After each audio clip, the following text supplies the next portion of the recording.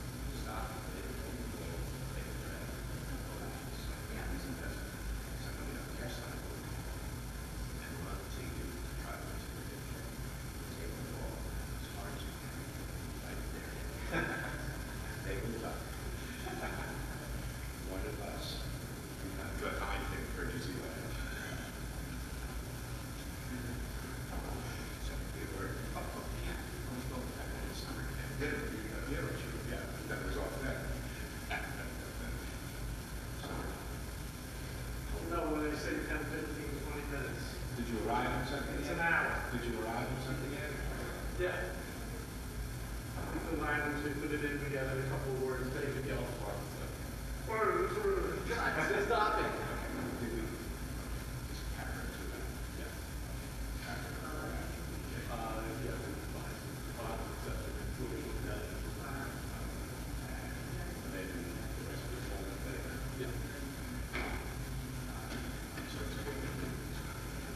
Yeah, I think so. They did the system different. I think what it is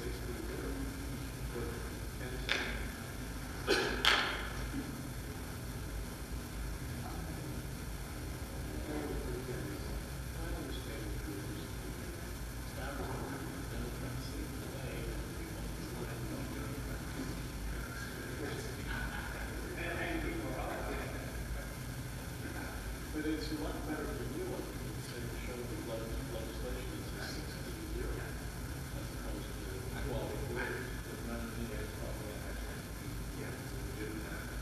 Yeah, but I'm saying that the act is seen by, the part of everybody else in the same. That's the administrative position.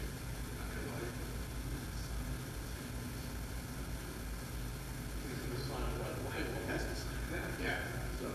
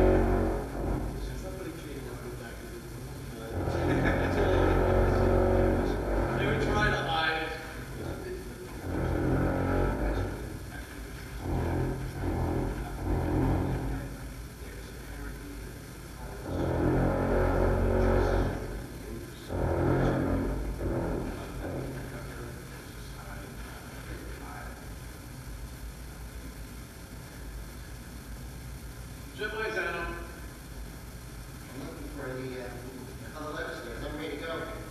Grab them out of there, so they said 20 minutes.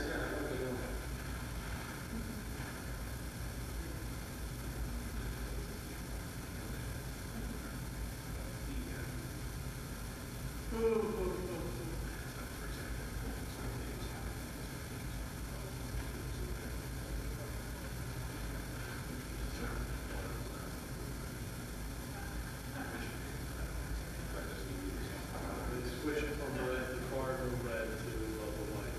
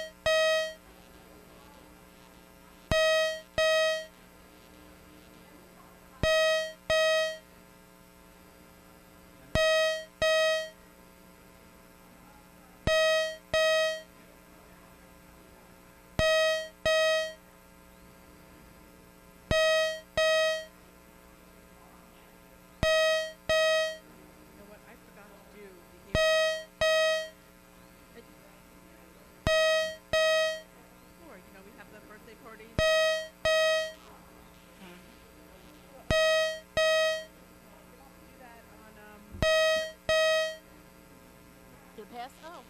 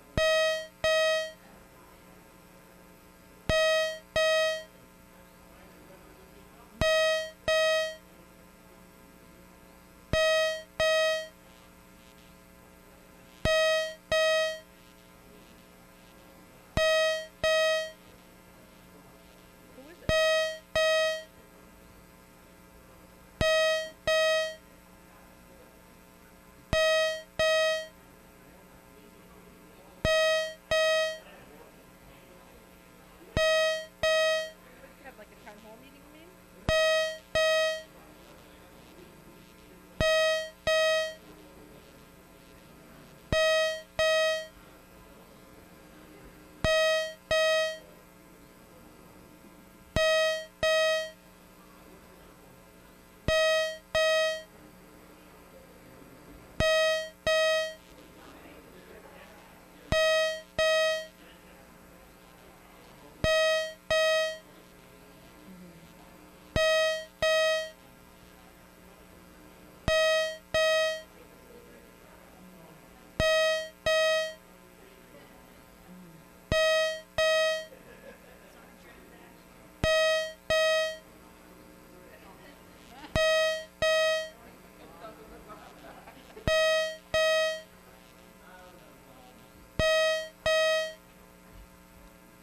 Stop it.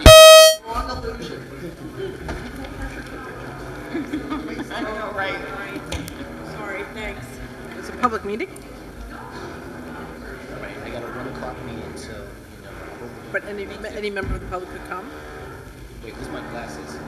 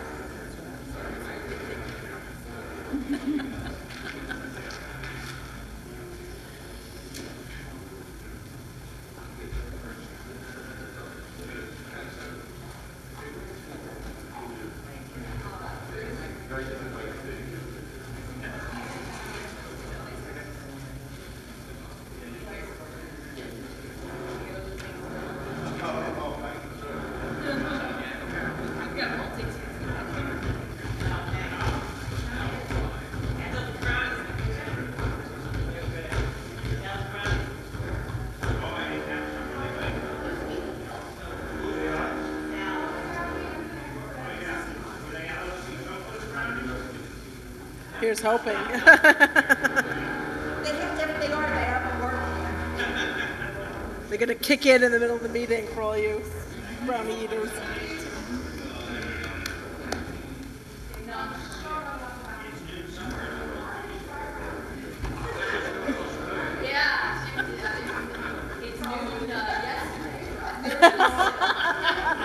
Or noon tomorrow.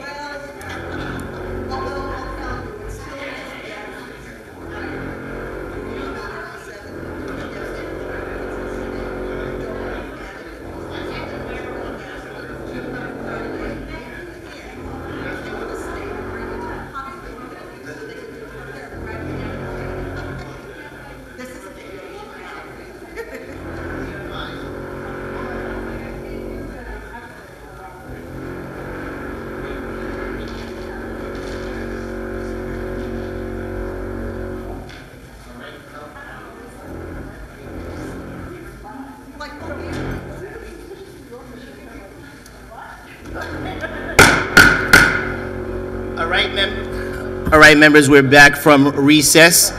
Mr. Harcum. Thank you, Mr. Chair. At this time, I would ask for unanimous consent to substitute the language that's been distributed to legislators and to the public. Thank you, Mr. Harcum. Mr. Mazzano seconds. Members, without objection, so ordered. We are on the substituted item in front of us. Madam Clerk.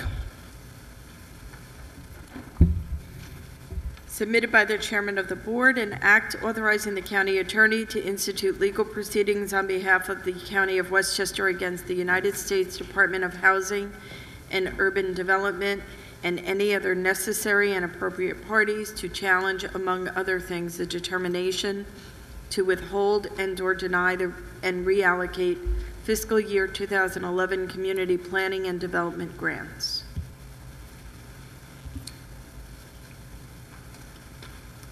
Mr. Meehan, on this item, can you give us the background for this? And then we'll have members comment.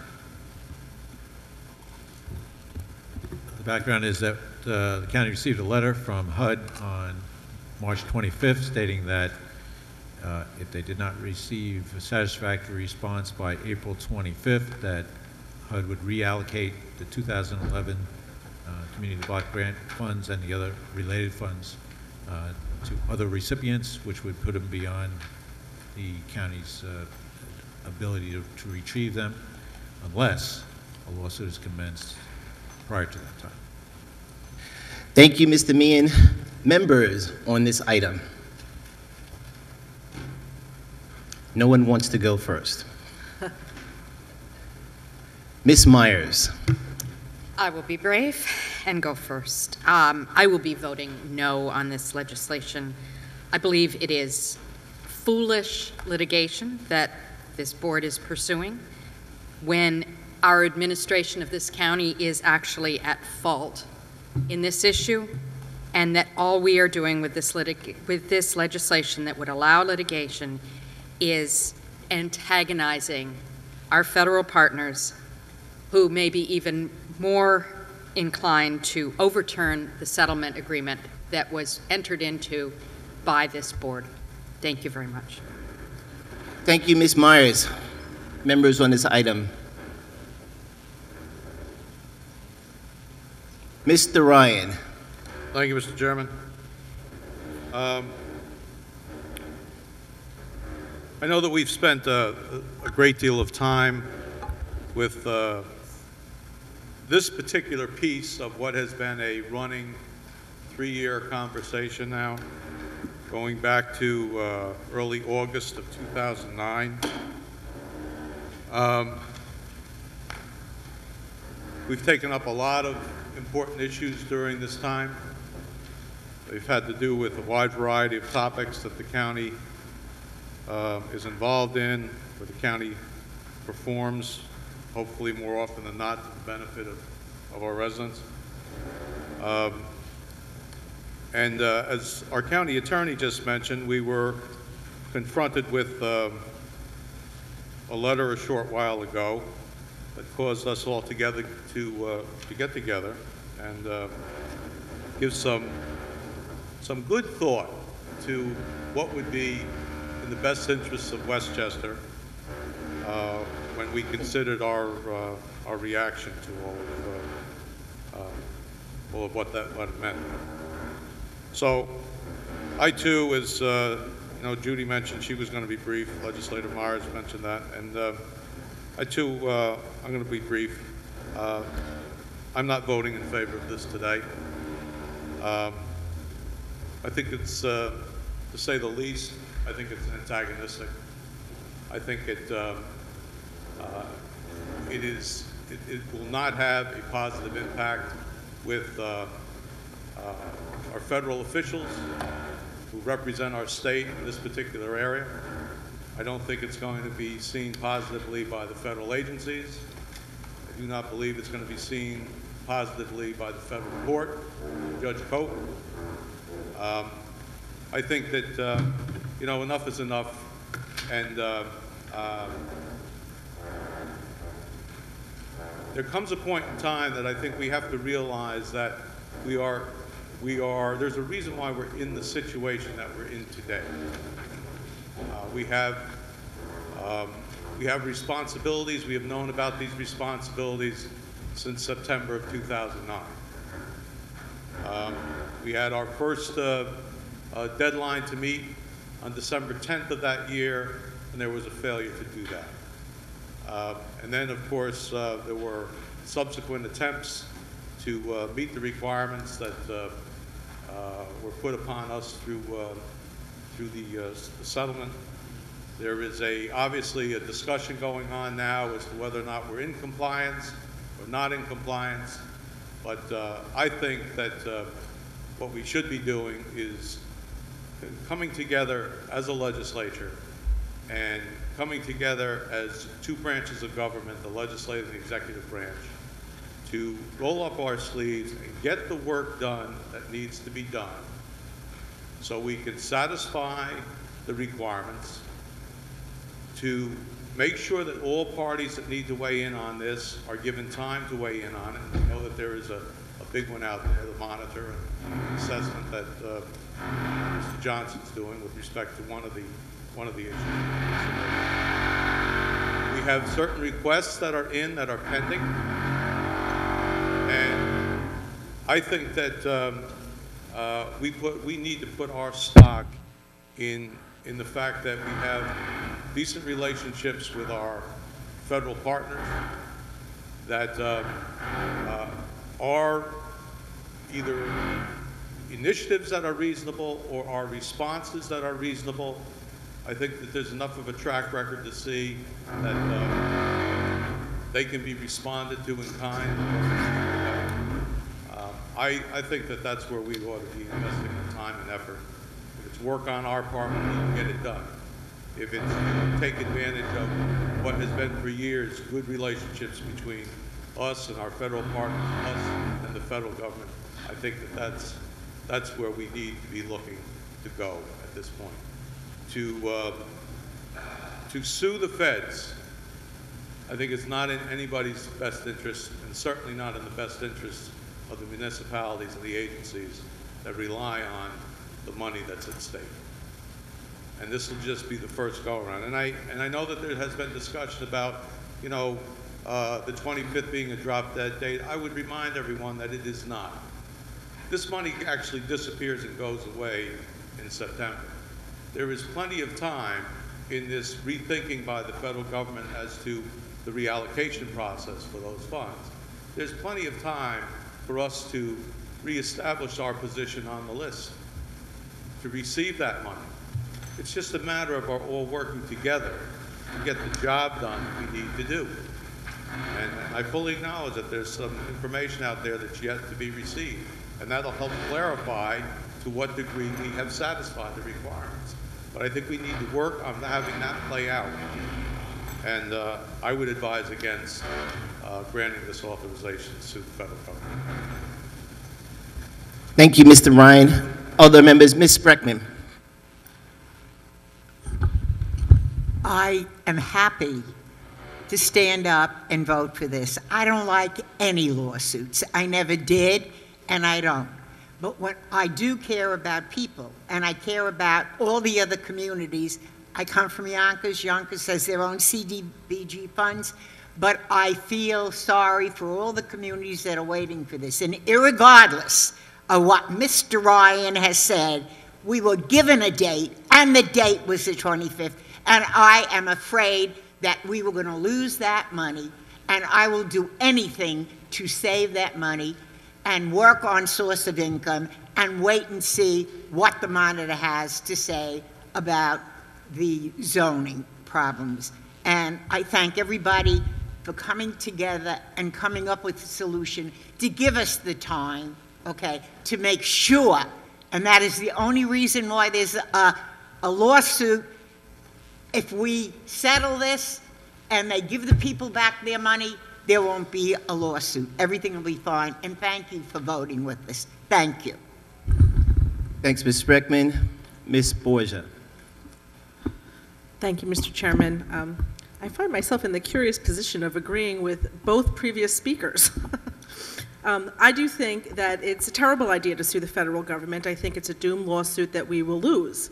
However, I come to it from the perspective of being the town supervisor of a municipality that's in the 31 municipality settlement agreement and being a resident of one of the communities that is not in the 31 community settlement. And I know that it's very important for communities like the Village of Ossining and like some of the other municipalities that I represent to have this money in place. They are relying on it to do critical infrastructure projects. Our non-for-profit partners who we advocate for are relying on this money. I agree, though, with Legislator Ryan that we need a change of tone at the top. It is time for all 17 of us, as legislators who are responsible for the well-being of Westchester County, to start working in a collaborative way with the federal government to resolve these outstanding issues that we have. It's time for a grown-up solution. It's time for us to stop playing politics with this situation for some reasons other than the benefits of Westchester County residents. I am going to vote for this resolution because I know as a town supervisor, and I speak with fair certainty for my former colleagues as chief elected officers, that the municipalities have acted in extreme good faith to try to do their part to meet the terms of the settlement, and they have done a good job in terms of being very willing to work with the county for the building of these units, and I hate to see municipalities that have acted in good faith be harmed. I will say that I am encouraged by the crafting of this legislation because when it came to us in the committee of the whole meeting last week, there were several of us, myself included, who said we certainly wouldn't vote for carte blanche authorization to continue sort of poking at the federal government and insisting that Westchester was right and the federal government was wrong. But through a process that happened in a condensed period of time, we were able to work across the aisle to come up with a narrow definition of this lawsuit that I do feel that I can support. So I will be voting for this particular act. However, I do want to say that I am hopeful and I encourage my colleagues to work on the other solutions that are also incorporated in this act so that we do not have to go forward with another lawsuit that will only antagonize the situation. Thank you. Thank you, Ms. Borgia. Mr. Testa. Thank you, Mr. Chairman. First of all, I'm someone who was not on this board when this agreement was voted on, and I would have voted no at the time. I don't think it was something that this board should have passed to begin with, so I'll leave that at that. I also believe that all components of that settlement have been met. We're really not here to discuss that or to argue that, but I will say that I believe all the components that was agreed to of the settlement have been followed. The units are way ahead of schedule. Source of income issue has been settled. One thing that's not in the settlement that I would never vote for is to take away the home rule of zoning for each municipality throughout the Westchester County, which I think is a ridiculous request and demand by the federal government. Just because the federal government says so doesn't mean it's right. So at some point we have to stick up for the residents of Westchester. And in particular, Peekskill, where I'm from, where I've had a lot of experience in affordable housing, Peekskill is way above whatever was expected of one municipality to deliver in terms of affordable housing. And here the government is going to hurt a municipality that has historically been a leader in building of affordable housing and hurting the very people they proclaim to be there to help. So this is a ridiculous situation that the federal government has put us in, and it's our turn now to stand up for the citizens of Westchester, and that's exactly what we're doing here today. Thank you. Thank you, Mr. Testa. Ms. Williams. Thank you, Mr. Chairman. It's interesting that everybody is accusing the federal government of putting us in this situation. It is the administration of the County of Westchester that put us in this situation. Their handling of the settlement and the issue has been irresponsible and reprehensible throughout. I cannot condone this behavior, and while I certainly understand the situation the municipalities are in because of the lack of funding, this moving ahead with this kind of lawsuit only antagonizes the federal government more, and what we need is a partnership. I agree with Ms. Borger and Mr. Ryan that we need to work together for a reasonable settlement, and for that reason, I am not supporting this resolution. Thank you, Ms. Williams. Members on this item, Mr. Gelfart. I represent three communities, Harrison, Rybrook, and Westchester. Westchester, as we all know, is not subject to the housing settlement. However, Westchester is counting through its Open Doors Medical Centers on receiving several $100,000 from these funds. Westchester needs this money. Open Doors provides valuable services to its residents and in fact, residents throughout the county. Consequently, I think I need to support whatever can be done to maximize the chances of my district receiving these funds. I know in particular, obviously, this is all arising out of the housing settlement. The housing settlement, as Mr. Kessler was explaining, there's really three main components to it as far as I can see. There's the number of units to be built, there's the zoning issue, and there's the source of income legislation problem. The source of income has been ruled upon by the federal government, that's by the Second Circuit Court of Appeals.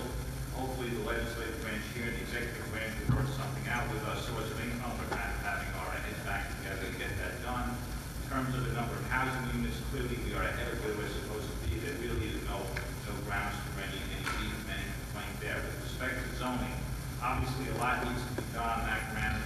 I think there's a lot of posturing by both sides on that issue. I think the federal government, the monitor in particular, have really concerned and scared municipalities throughout Westchester. I know the village of Rybrook, where I'm from, has written a multi-page, really a 10-page letter explaining all that Rybrook has done, explaining how its zoning is not exclusionary, how its zoning is not discriminatory. I've yet to hear a single syllable, a single word from anyone with knowledge of these matters as to how exactly the local zoning is wrong, how the local zoning is exclusionary, how the local zoning is, I hate to throw an incendiary word, but how it's segregation or racist behavior. Until we see some kind of evidence that the zoning laws in Westchester County throughout our municipalities are promoting such behavior, I think that we have to stick up for our residents, we have to stick up for our nonprofits, we have to stick up both for the communities that are covered by the settlement and those that are not covered by the settlement. And it strikes me as a height of irony that Westchester, which is due to receive these monies to promote the work done by Open Doors, is going to get slammed. It's something that has absolutely no responsibility for. No one has ever found it, in particular its zoning, if there's anything wrong with its zoning. And for that reason, since we have really what appears to be a very, very pressing deadline, I'm going to vote for this legislation with the hope that either New York State will take over this money for us, or the reasonable heads will prevail at managing the settlement. But given the presence of a looming deadline, I have to vote in favor of this. Thank you, Mr. Chairman. You're welcome, Mr. Gelfarb.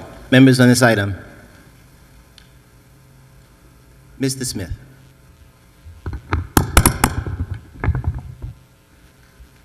Thank you, Mr. Chair. So if we were looking at a New York Post headline talking about the people voting no, it would say, surrender. Surrender. We have $7.4 million of money that, mind you, the Westchester County taxpayers have given to our federal government. They're not giving anything to us. This is money that our taxpayers, the people that you represent, have sent to Washington. And we get a portion of it back. But now you want to surrender. It might agitate the federal government to sue them.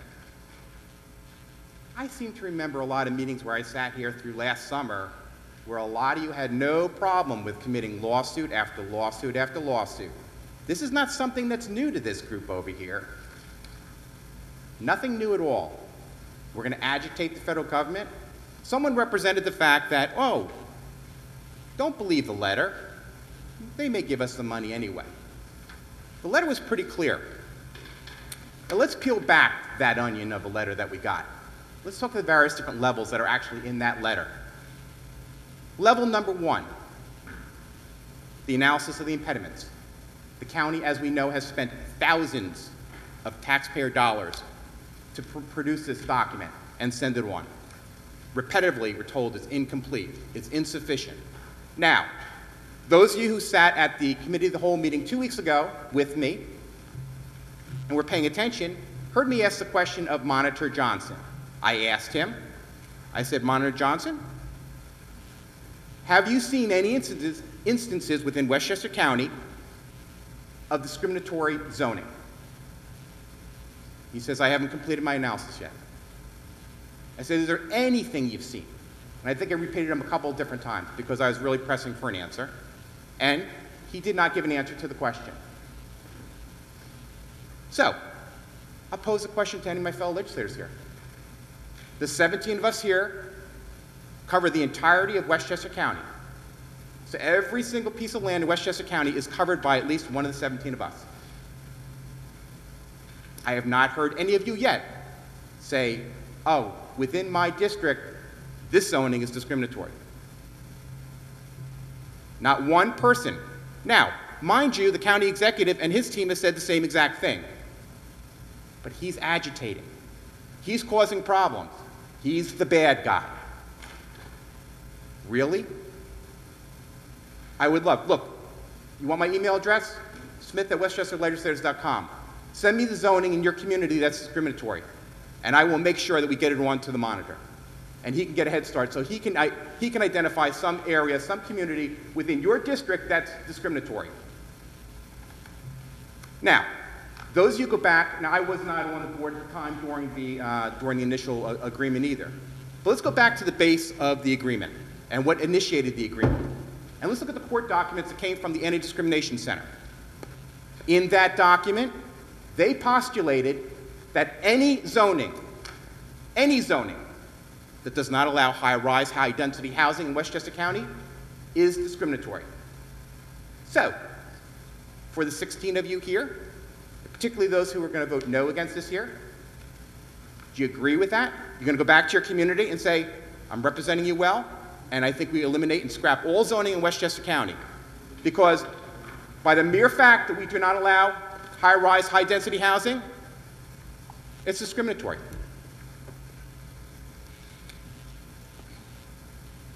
Let's go on to number 2, source of income. It was in the courts, and it's very interesting when you look at the language. You know, all the folderol about, you know, the dance that went back and forth between the prior county executive, the legislators at the time, the agreements, all the back and forth to come into an agreement that would pass. And on the source of income, the language there says the county executive needs to promote. It doesn't say sign, it says promote. And why do you think it said promote? Because you can't have an agreement that mandates someone, an elected official, to sign a bill. Can't happen. Cannot happen. You want to take that one all the way up to the Supreme Court? Have a great time. You're going to win that one. So they put in the language promote. Now, dancing around the courts, and basically, you know, there was an opinion that says by the county executive not signing the bill that was in front of him, that did not encourage promote. There's opportunities now. The county executive has sent down memorandum on multiple occasions to this body to say, introduce the prior legislation and start your process. Our legislative body is basically staring at the piece of paper and staring at the piece of paper. So therefore, nothing's happening with source of income at this point now, and we're just staring at a piece of paper. But we're hammering, we're saying, oh, the county executive is agitating the federal government. He told us what he wants to, said, look, give us a prior, the county executive said, do the prior legislation, and we're not doing it. Has not been submitted yet. And then the third item. This is the one, again, where I'm going to ask upon legislators to see where you stand on this thing. This is basically the issue where it says, if your municipality is doing something wrong, then they want the county executive, as authorized by the county legislature, to bring legal action against their community. So again, of my 16 fellow legislators here, I'm very interested to hear which one of you is going to be the first to vote to sue your own municipality that you represent. I do not expect a lot of responses back to my email address on that one either. And in essence, those are the three stools, those are the three legs of the stool that we're standing on that the letter that came from HUD said. They said, look, if you get all these things done by April 25th, no problem. You get your $7.4 million. Sounds simple enough. So of those three things, you know, with all the agitation that supposedly the county is throwing towards the federal government, which of those three things you're going for? The HUD letter didn't say, oh, do some of this. No, HUD said do all of this. It's not going to be done by April 25th. Now, mind you, we're going through a process here. This is the literal sausage-making process that we're seeing in public here. March 2012, a resolution came from myself and some of my fellow legislators to say, look, we're aware of this problem, this very exact problem we're talking about right here, right now. Introduced a resolution. What happened? Deep sixth, buried. A little bit of discussion, buried. So now we're 2 to 3 days before the deadline. And we've got meetings scheduled at 5:30 on a Friday afternoon for Monday morning, canceled Monday morning, scheduled again on Monday for Tuesday, agreements reached in committee on Tuesday, circumvented, disagreed upon. I mean, this is, you know, this is terrible. This is really terrible. Now, if this legislative body put as much time into dealing with this process properly as opposed to writing silly press releases, I think we would have gotten a lot further down the road on this situation. I certainly hope that at the end of all this, not one legislator stands up and pats themselves on the back saying, what a great job we did on this. We all compromised, we all worked together. How fabulous we are. Because we did not do well on this one here. Thank you, Mr. Chairman. Thank you, Mrs. Smith. Other members on the item? Mr. Burrows. Thank you, Mr. Chair. I promise I will be a lot shorter than my colleague, Mr. Smith. First of all, I just want to commend leadership and a majority of this board for at least coming up to language that is suitable for us to come up here and vote, as opposed to making this just one side of the aisle voting on the legislation. At this point in time, the way I'm counting things, because we are missing one legislator, I think the vote's going to come out to 13-3. And obviously, that's good, strong bipartisan support for this legislation, or for this act. But to the three legislators that have already committed to voting no, all three of them happen to use the word antagonistic. But this is the county executive being antagonistic to the federal government. I tell you to look at it a different way. It is really HUD that is being antagonistic to Westchester County. They're the ones who are saying, we are going to take $7.4 million away from your coffers, and this is our money. This is money that's been delivered to the federal government, and they're saying, you're not going to get this money. Guess what, Ms. Williams? If that money doesn't come, looking at the CDBG funds, which isn't totally encompassing, tell me which one of your projects don't you want? You've got a project over in Sleepy Hollow, streetscape improvements for $200,000. Do you not want that for your community? How about the one at Woodley Street in Woodcourt? That's another $200,000. How about the one at South Washington Street? Guess you don't want that money? You're not voting for this. Ms. Myers, again, this isn't an encompassing list. I guess you don't want the money for Waverly Avenue infrastructure. The improvements are $100,000. Ward Avenue Park improvements for another $35,000. I guess you don't want the money for the CVS walkway improvements of $75,000, or the Ward Avenue sidewalk improvements of, I believe, $55,000. That's $300,000 for your district. I guess you don't want it. You're not voting for this lawsuit, right? I'm sure you'll take it. I'm sure your community will take it. This isn't antagonistic by upstairs. Ms. Williams, you happen to say you're disappointed, your own words, reprehensible, the administration, the way they're handling it. Let's not forget that this started and was settled under a different administration than the one we have right now. 12 years under Andy Spanik. This isn't something that originated with this administration.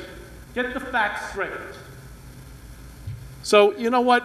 I'm just glad that at least 13 legislators, 14 legislators, Mr. Williams isn't here, so 13 legislators, I think, are voting affirmatively to protect money that is due Westchester County. and you realize that the antagonistic party isn't the ninth floor. It happens to be HUD, who gave us a unilateral deadline, capriciously, arbitrarily, deciding that come this Thursday, we don't support what they want, we're not getting the money. Who are they? How dare they do that?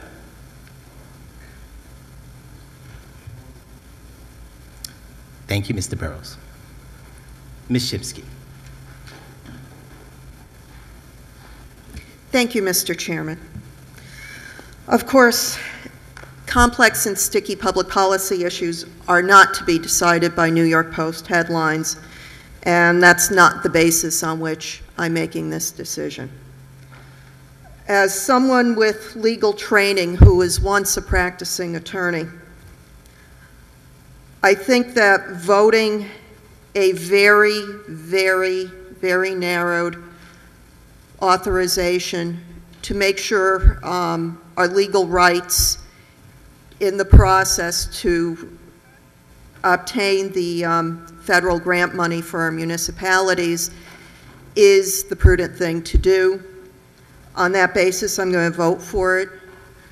I don't think that this act is particularly incendiary, especially given how narrowly circumscribed the authorization is, and I trust the county attorney will prosecute it in that light. There's a lot of talk about the housing settlement today. The county attorney has told us that he does not believe that the denial of the block grant funds and the other funds are appropriately governed by the stipulation agreement. I can't say that he's wrong, so we'll go to court and we'll let the courts decide. As I said, this really is not about the housing settlement at the end of the day. It's about all of our communities who would lose funding they desperately need from the federal government, and we certainly don't want that.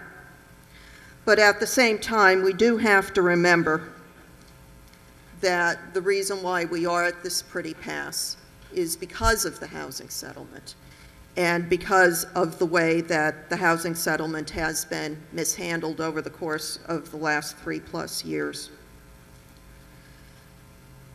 If I read the housing settlement correctly, and you'll have to excuse me if I made a mistake on this, but I wasn't present when it was voted on either. But as I understand it, the initial deadline for our analysis of impediments to fair housing was 120 days. Now, with the change of administration and the fact that we have so many municipalities in our county, 120 days would be a miracle if it could happen at all. But on the other hand, we are talking about an excess of 3 years past that 120-day deadline. I bet there are a lot of taxpayers out there who would certainly want a 3-year extension on their tax bills. Yet we keep going along very, very slowly on this. As I understand it, we're not quite complete yet. Second of all, for all the talk about how it's the Board of Legislators who's holding up source of income legislation, which was also contemplated by the settlement, we have to remember that was the county executive who was charged under the settlement with promoting the legislation, who vetoed the legislation. We would not be here right now if the county executive had signed that bill into law or if he let it become law without his signature. And the third matter, there is a lot of discussion about who's being incendiary, who's not being incendiary. But I will have to tell you that sometimes when I read the newspapers and see what the latest missive from the 9th floor is about the housing settlement, I do get extremely concerned that the rhetoric is just going a step too far, that this is someone's George Wallace fantasy being played to life, perhaps to energize a base, perhaps not. But it also fits in with campaign tactics where Democrats' constituents are called saying something to the effect of, if you vote for such and so, you are going to have a housing project next door to your yard. This is wrong, and everyone in the region, because it's been so public, knows that this stuff goes on, and that is what makes it hard for this county to negotiate in an effective way with our federal yes partners. We need to pass this today in order to protect the rights of our communities to money that they desperately need and that they would presumably otherwise be entitled to. But at the same time, if we do really want these municipalities to get the money, and we do want to put this past us, we really do have to take a new approach in the way we deal with the housing settlement. We have to remember that if we don't do that, we are talking about fines and penalties in excess of $500 million, or for those of you scoring at home, what is approximately a complete year's tax levy in this county. I don't think any of our constituents would want to see their property taxes doubled for a year in order to pay for people making themselves feel good by throwing out incendiary rhetoric at a federal government that they hate. So I will vote for this today. I hope this ends well for our communities, but I really think it's time for everybody to turn down the temperature. Thank you. Thank you, Ms. Shimsky. Other members? Mr. Mazzano.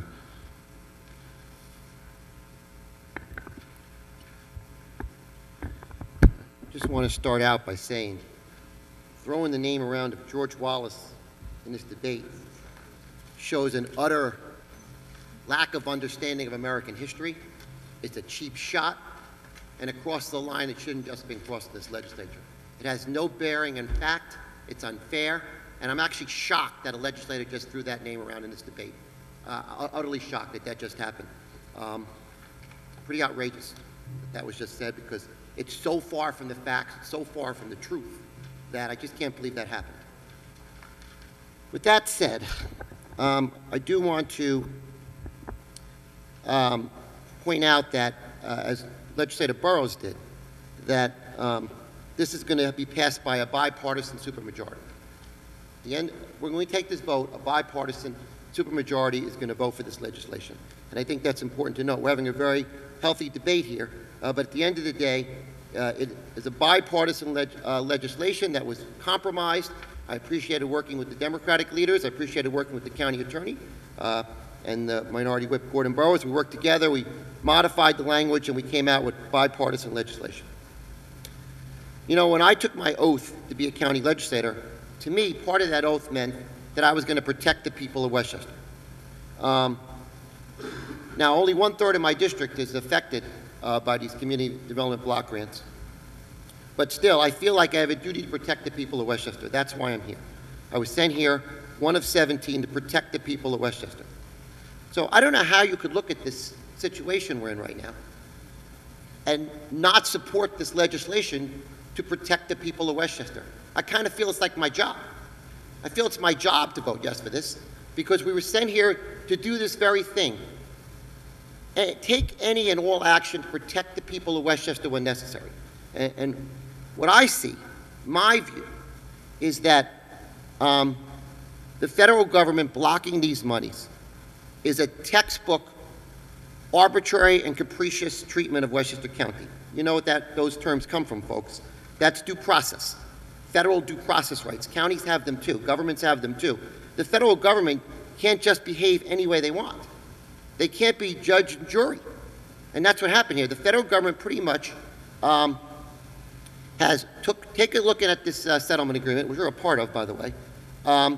They have tried to implement the settlement agreement beyond the four corners of the document.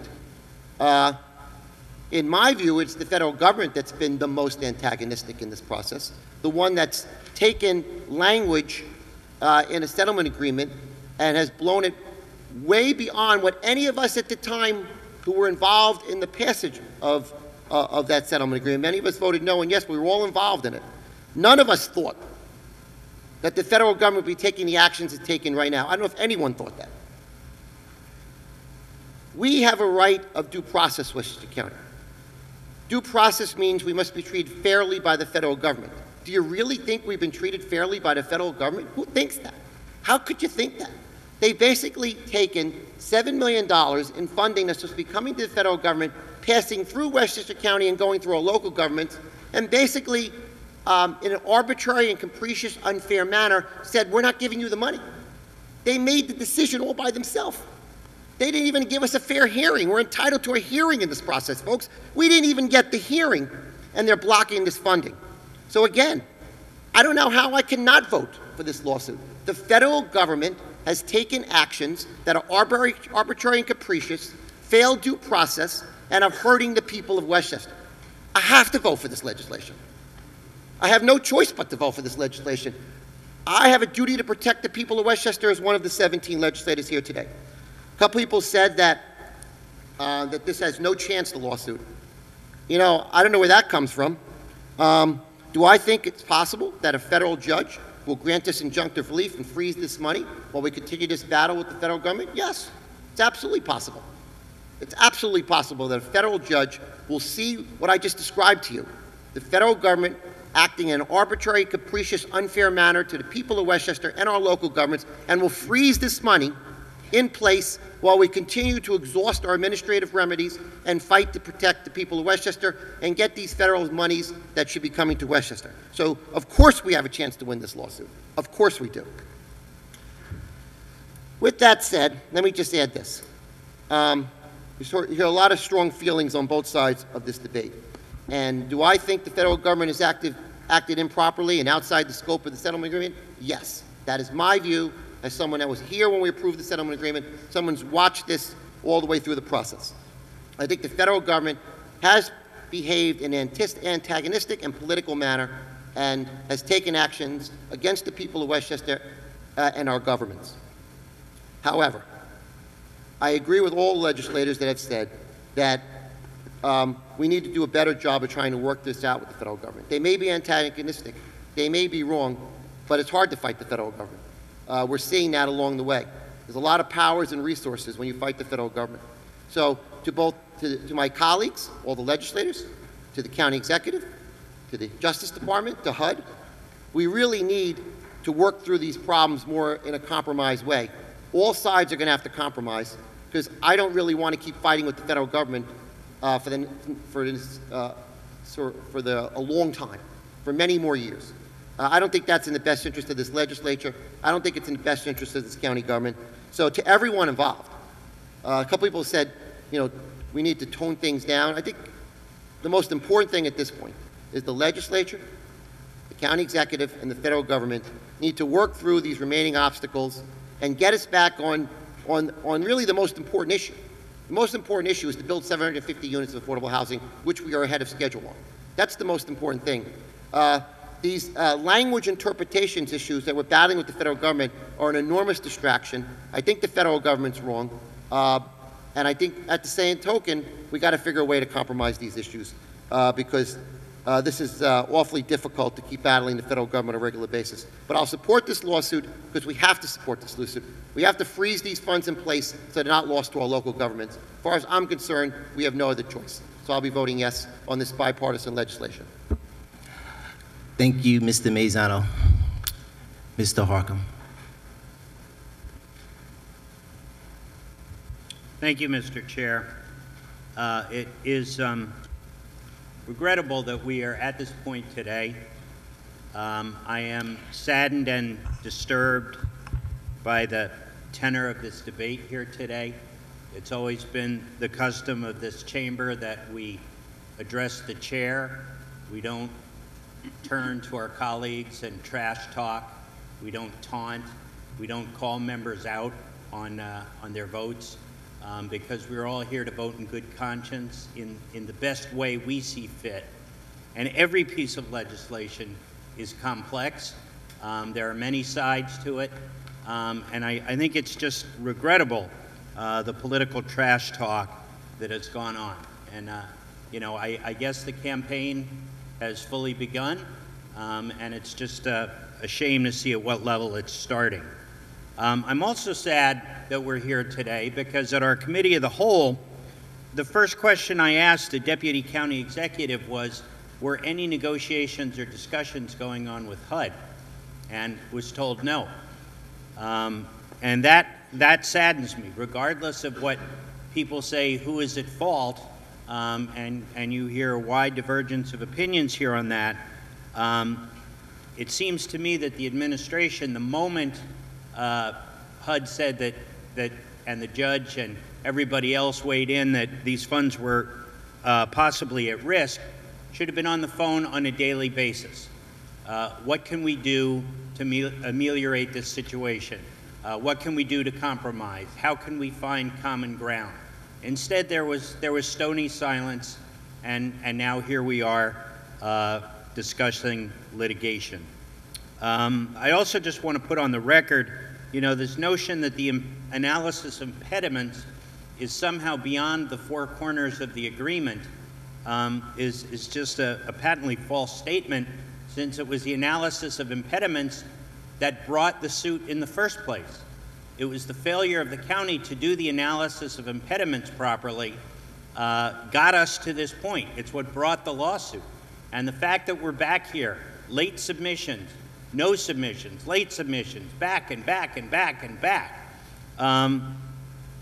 you know, it's just distressing. You know, the fact that the monitor has now, if you noticed in his last court report to the court, is now mandated that the county executive include all of his public comments to the court because he was concerned at how inflammatory they were in the public. So that's not about collaboration, that's not about collegiality, it's about hostility. So here we are. We have a situation where we need to try to protect this money for our municipalities, and I certainly respect my colleagues who may have a different view than I do on this, that they may have a different way. We've taken a multi-pronged approach. We have written letters asking the Housing Department of Housing Urban Development to give this money to the state while this dispute is worked out. That is one option. I know you have asked for an extension based upon the monitor's findings on the analysis of impediments and zoning. So those two are going on.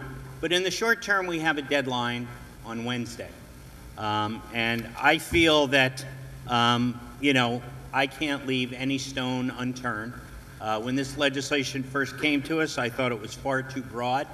In a sense, could have been a Gulf of Tonkin document that would have allowed wide latitude for litigation on a host of issues. Working with our colleagues on the other side of the aisle and Mr. Meehan, I think we have really narrowed this and restricted this. And it's simply asking for an injunction for more time. That's where we are. So my vote today in the affirmative should not be viewed as standing up for how the administration has handled the implementation of this housing plan, because I think they've fallen short in a great number of areas. And starting with Act 155, when we passed the housing settlement, this board unanimously, 17-0, passed an act that said the Board of Legislators had to be intimately involved in the implementation and the creation of the plan. And in the 3.5 years since this administration has been here, there's not been a lot of that. And that's disappointing. This should be a collaborative effort. We should be moving forward together. So I will be voting in the affirmative on this if it's another chance to support funding for our municipalities. It's a shame that they, in a sense, have become a pawn in this war of attrition between the administration and the federal government. You know, a number of us here have said we need to calm the rhetoric, both at those levels, at the political level, and I would certainly suggest in this chamber. So I will be voting in the affirmative on this, and Godspeed. Let's see where we turn out. Thank you, Mr. Harcum. Other members? Alrighty then. Let's go back for a minute.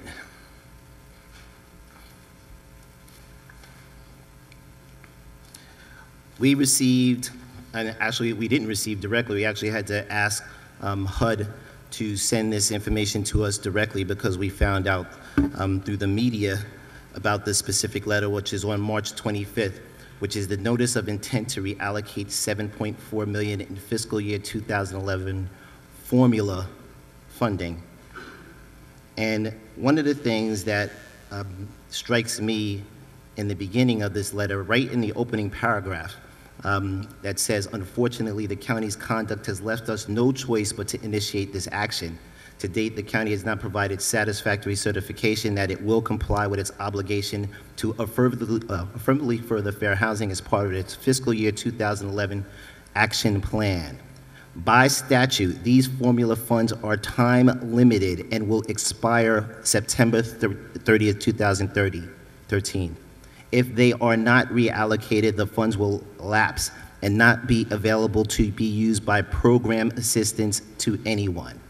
So, the first point about looking as it's punishing Westchester County from the March 25th letter, which, by the way, we didn't receive. We actually had to ask HUD to send to the Board of Legislators so that members here all would have that same information. And besides that, in this letter, it's 3 pages long. It's very clear on what the county needed to do to avoid this situation.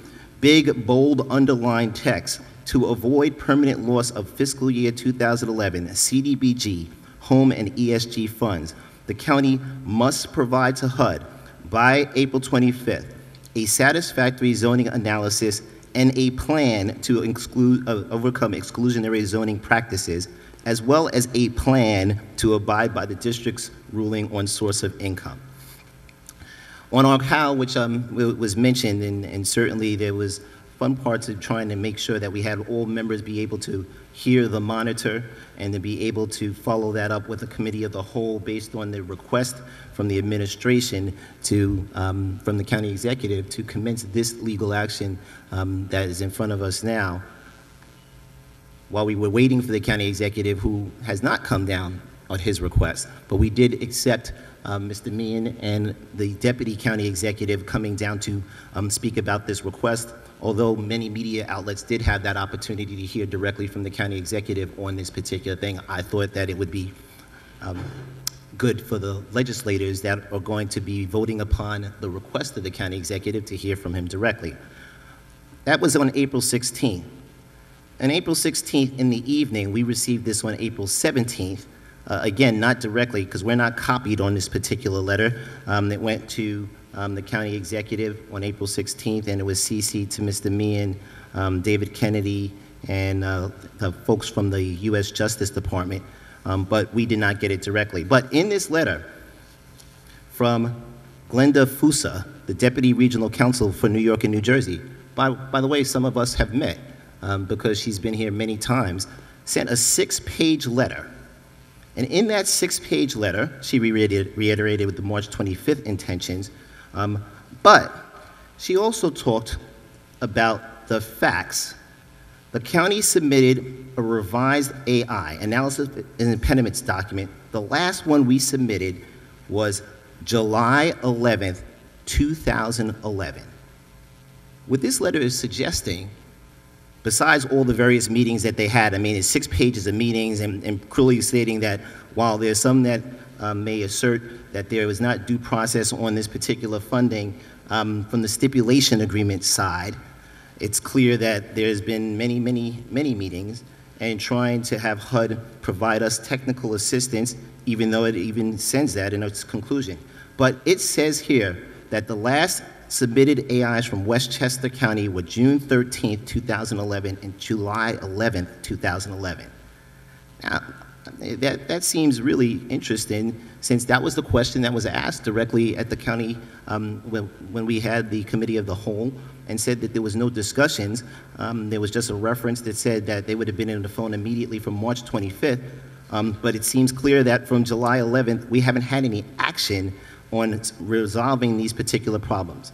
Now, to be fair, we certainly had litigation go on. We had a request from the county that followed this July 11, 2011 submission, which was part of our stipulation agreement, Section 14, that allows for any of the parties to suggest to the monitor that there is an impasse and have the monitor go through his process to satisfy that. And the monitor did. So from August of 2011 till today, we've had lots of process. And it may not be what people like or not like, but there's two issues that we still have in front of us. The county's failure to deliver an AI, this is from the April 16, 2013 letter from Ms. Fusa. The county's failure to deliver an AI acceptable to HUD as required by Section 32 of the stipulation agreement leaves those funds unobligated. As stated in the notice, if the funds are not reallocated, they will automatically lapse and not be available to anyone in the country, by the way. According to the extent that the county is not willing to come into compliance, HUD's preparing to take the steps to ensure these housing and community development funds are available to address critical needs by other eligible jurisdictions in the metropolitan area. And again, I just want to read, because it's just important to say, two items that are asked for. We are asked to give substantial assurance that we have a plan for zoning and source of income. Substantial assurance that we have a plan. I'm not sure why from March 25th that there wasn't conversations, at least with the legislators, to see how we could do based on or Act 155 to address that. And when the monitor came, and thank you for pointing that out again, the monitor came and we asked him a question, which was, what's going on with the zoning analysis? And by the way, for those that didn't recall, we actually had the monitor scheduled to come prior to the decision of the federal appellate court. And he did present the zoning analysis, and he said, I'm not finished. And he actually admitted that there were mistakes that were made by his staff that caused, as was pointed out on the floor, some consternation in municipalities when the municipalities weren't sure what was going on. So the municipalities at that point in time had that happen. But the monitor said, I'm not going to be finished until mid-May. And a question was asked by a member around the table, and I followed that up personally. They asked to say, well, didn't somebody just ask the federal government? Because HUD says we need this analysis. The monitor's working on this analysis, and Deputy County Executive Plunkett pointed out in the letter that we referred to from August 24, 2011, as part of this process, that HUD would consider the monitor's resolution of the referred item issues and any changes the county may make to the AI in response to that resolution. Again, since 2011, this county, and it's the county, it's not an individual branch, the county has not done anything to address those two concerns. At the end of the day, how the money is to be used, and I know we had some conversation about it, and I'm not going to go down the exact path, but how this used to work for Westchester County, is the county would advance the funds, and the federal government would get it paid back. So all those municipalities that were referenced earlier should have gotten and would have gotten funds from the county should the county determine to do that. And those projects, because they have already expended those monies because they got an assurance from the county that we would get those monies sooner or later, and that didn't move forward. So we certainly could still do that now to protect those municipalities and not-for-profit agencies that are under this funding. The last one is on source of income. And the court order from May 3rd, 2012, Judge Coate wrote, in the settlement, the county agreed to affirmatively further fair housing in a variety of ways. These included the development of 750 units of new affordable housing over the course of 7 years in areas with low Black and Hispanic populations. Of particular significance to this dispute, the settlement required the county to promote, through the county executive, legislation currently before the county's Board of Legislators to ban source of income discrimination in housing and incorporate that in undertaking the county's AI, which the county was required to submit to HUD.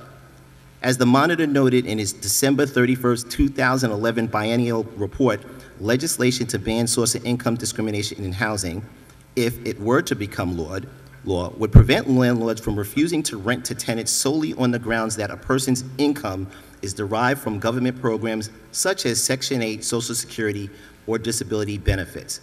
And the county itself has noted that the Section 8 vouchers are a major source of assistance for low and very low income families, and that reluctance by landlords to accept Section 8 continues to be a challenge. And that's from the county's last AI from 2004. In addition, the settlement required the county to identify specific zoning practices within the county that hinder the development of affordable AFH units. I'm just reading that for a reason.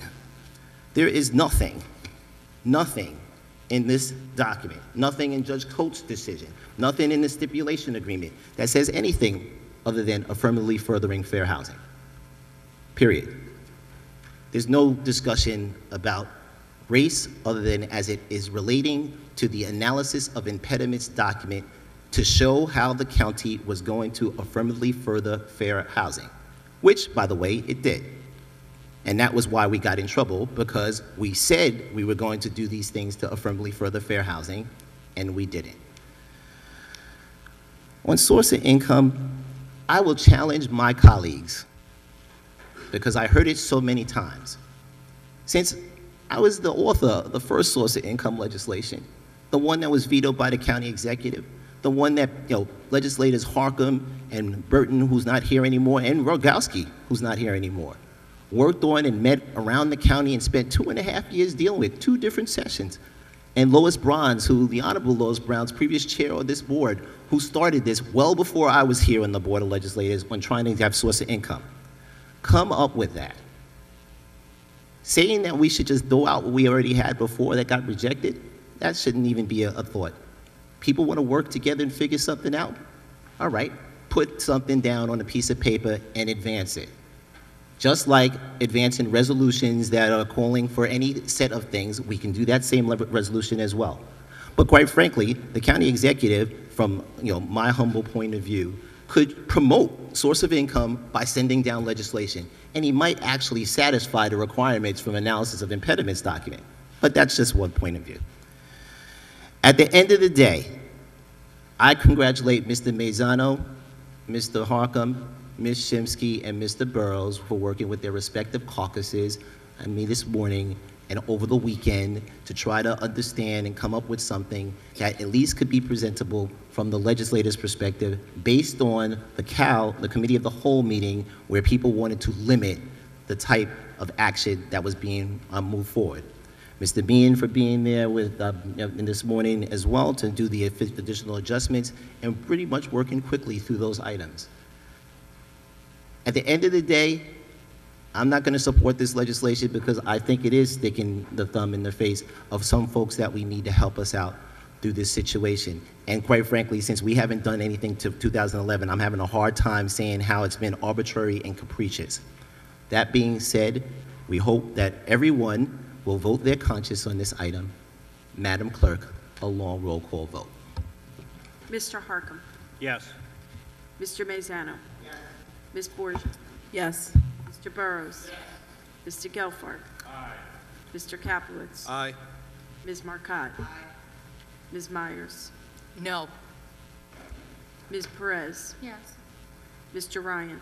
No. Ms. Shimsky. Aye. Mr. Smith. Yes. Ms. Spreckman. Yes. Mr. Testa. Yes. Ms. Williams. No. Mr. Chairman. No. Approved 12-4. Thank you, Madam Clerk. Mr. Harcum.